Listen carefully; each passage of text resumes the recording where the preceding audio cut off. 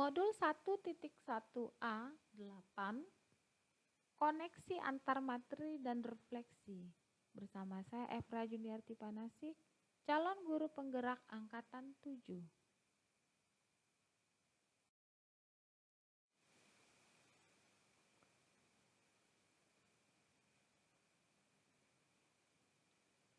Yang pertama, apa yang Anda percaya tentang murid di kelas sebelum Anda mempelajari modul 1.1? Yang saya percayai ada beberapa poin di antaranya. Pertama, saat mengajar di kelas, saya menyamaratakan kemampuan murid.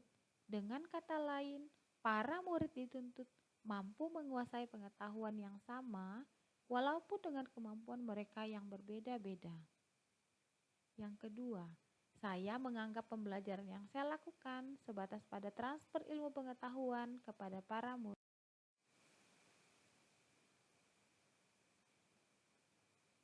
Yang ketiga, kebanyakan penilaian murid hanya mementingkan nilai kognitif saja. Dan yang keempat, keberhasilan murid dalam belajar hanya berpatokan pada ketuntasan nilai, sebagian besar mengesampingkan pemahaman para siswa terhadap materi yang telah mereka pelajari.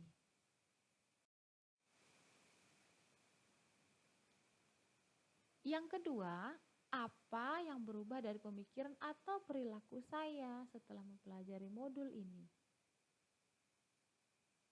Poin yang pertama, setelah saya mempelajari modul 1.1 ini, saya merasa apa yang saya pikirkan selama ini kurang tepat.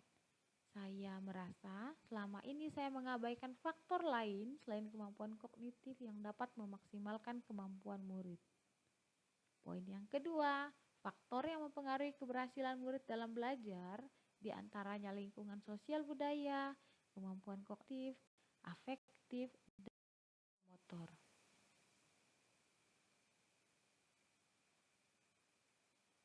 Poin yang ketiga, mengubah pola pembelajaran di mana sebelumnya berpusat pada guru menjadi pembelajaran yang berpusat pada murid. Para murid diberikan kebebasan dalam berpendapat dan mengeksplorasi pengetahuan serta mengekspresikan pengetahuan yang telah mereka dapatkan. Poin yang keempat, saya mulai memerankan diri sebagai fasilitator pembelajaran. Poin yang kelima, saya mulai memperhatikan karakteristik murid agar dapat menentukan metode belajar yang sesuai dengan kebutuhan para murid.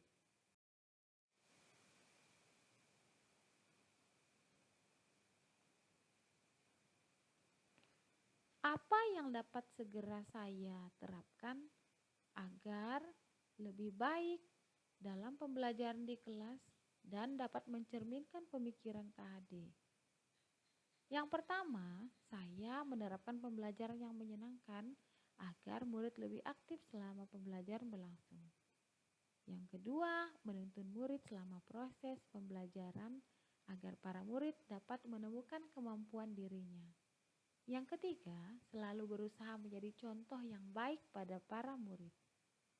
Demikianlah simpulan dan refleksi saya mengenai modul 1.1 ini, semoga bermanfaat bagi kita semua.